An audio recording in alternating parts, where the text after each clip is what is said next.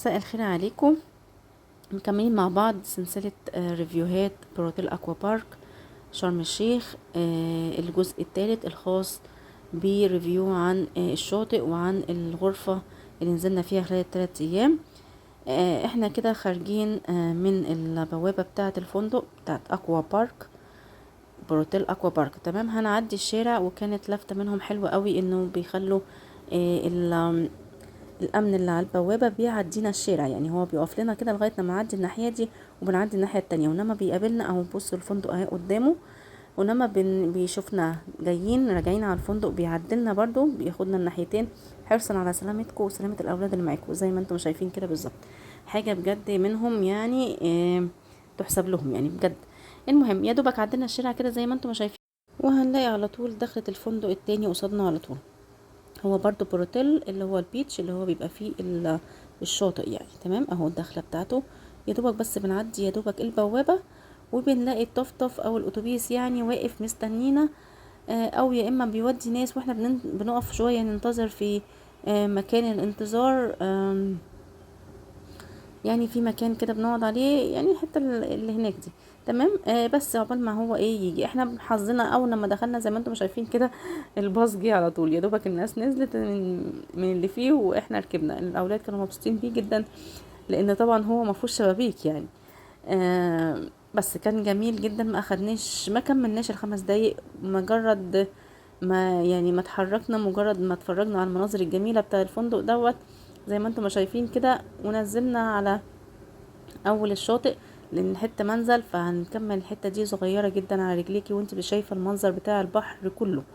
يعني بصوا بيبتدي يبان من هنا منظر البحر، بجد حاجه يعني غير عاديه. جميل جدا، مش متعب مش بعيد، ما بناخدش وقت حقيقي. جميله الطفطف ده لذيذ قوي مبهج وبيعجب الاولاد خالص. اهو بص بننزل بقى عند المنطقه دي، اهو هما في ناس اهي منتظره، هما هيركبوا بقى ويرجعوا واحنا هننزل. بننزل بس الحتة دي زي ما انتم شايفين البحر قدامك اهو كامل. بننزل بس على رجلنا حبة صغيرين. البحر بتاعنا في شاطئ بروتيل يعتبر 70% هو صخري، لان مفيش غير حتة صغيرة خالص فيه هو اللي رملي.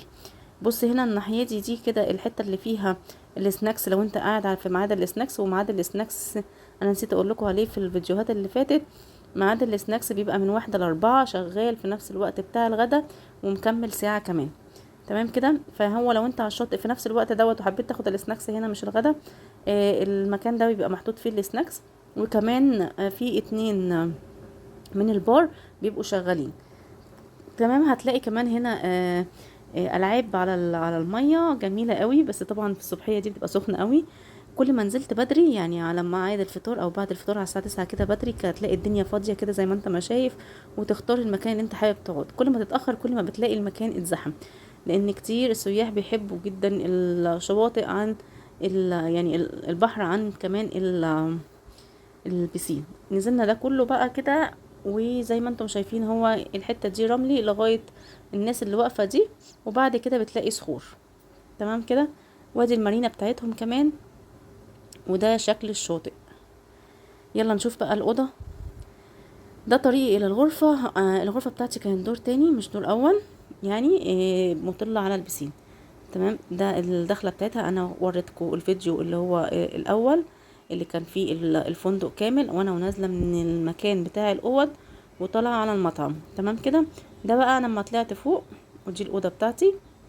بصوا باين قد ايه ان هو لسه ممسوحة، حتى الارض لسه ما نشفتش يعني، النظافة تمام. انا استلمت بهذا الوضع واصريت ان انا اصور لكم، وانتوا تقريبا شايفين يعني الراجل هو بيوصل الشنط، فيعني علشان تشوفوا معايا انا استلمت الاوضه شكلها ايه.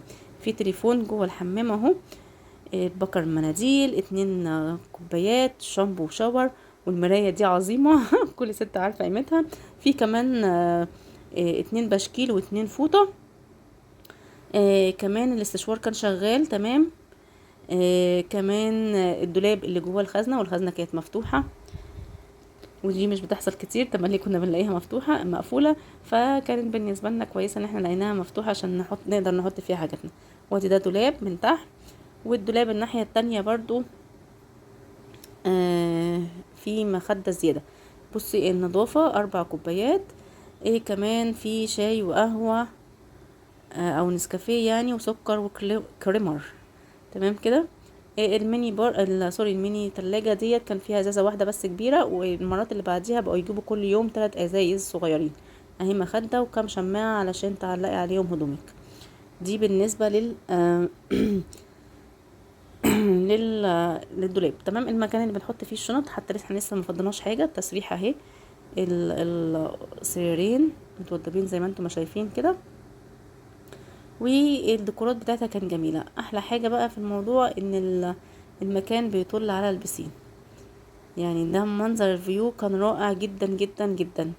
حاجة كده يعني وهم. صورت لكم الدنيا بعد ما كانت، يعني بعد ما بقفل الستاير، اللون بتاع الأوضة بيبقى شكله ايه وهادي قد ايه.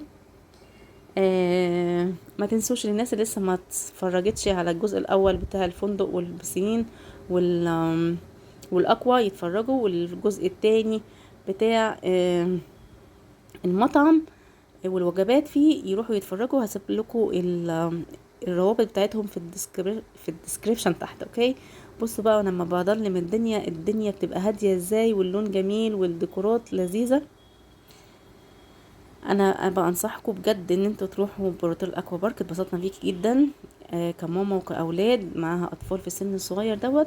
هيتبسطوا وهيحبوا المكان جدا.